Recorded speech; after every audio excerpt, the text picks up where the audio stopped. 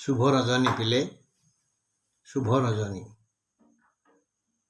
सुखस्य दुःखस्य न कोऽपि दाता परो ददाति कुबुद्धि रेसा केही काहाकू सुख दिएनी कि दुख दिएनी अपना हस्ते जिह्वा छेदी किए तार अछि प्रतिवादी। ये कोरोना तुमको आलस्य कर देगला। गोटे वर्ष बसी बसी बही सांगरे कलम सांगरे खाता संपर्क रखलनी जाफल कहीं पढ़ुन कारण मु गत पीरियड रे तुमर बहिर नथिबा गोटे प्रश्न कही एवं तो भूल उत्तर लिखिली। यदि पढ़ी था मत फोन निश्चय जन था जे सार यहाँ आम पाठर ना आप कहीं प्रश्न को पढ़ेले देले आ भूल उत्तर कहले ताहला रावण सीता को नहीं केउठी रखिथिला एटा कौन तो पाठर अच्छी मु उत्तर कही रावण सीता को नहीं लंकार पंचवटी रखिथिला। पंचवटी कौटी लंका कौटी किसी बुझिलनि क्लास रे शिक्षक पढ़ाऊला बेले तो मन कौट थाए मुझे बुझेली जब ना ना एमती ठीक नुह विद्यार्थी न कुत सुखम सुखार्थी न कुत विद्या जे सुख खोजब तार विद्या हेनी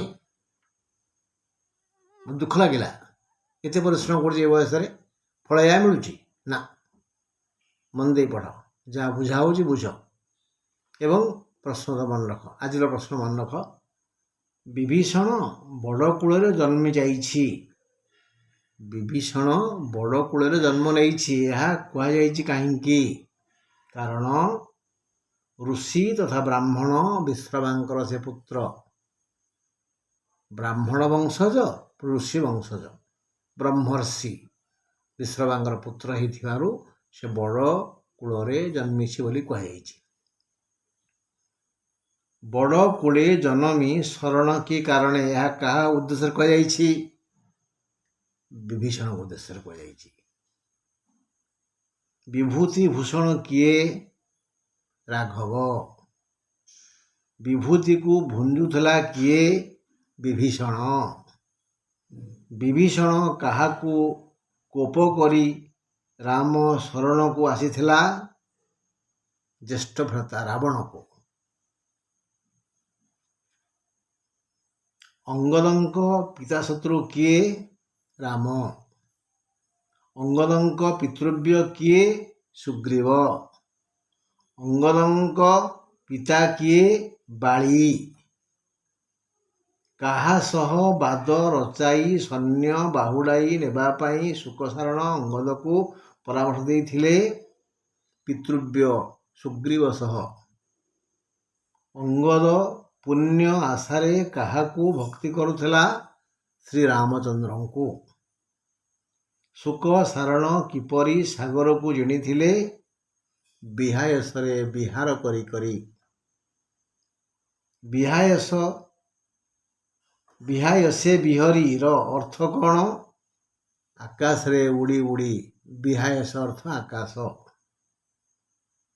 सुक सारण केउ रूप धरी विहायसरे विहार करुथिले वर्तक माने बतक वर्तक रूपी सुक सारण केउ ध्वनि करुथिले के टिहो।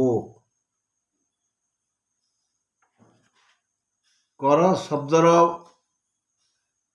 चारोटी अर्थ लेख कर बोले किरण हाथ हाथीर शुंढ खजना।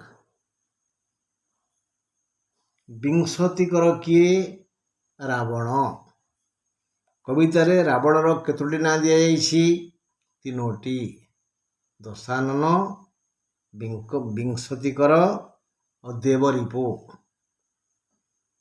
राम शिविरु सुक सारण किपरि पलाई थिले भୟରେ सत्वर माने शीघ्र।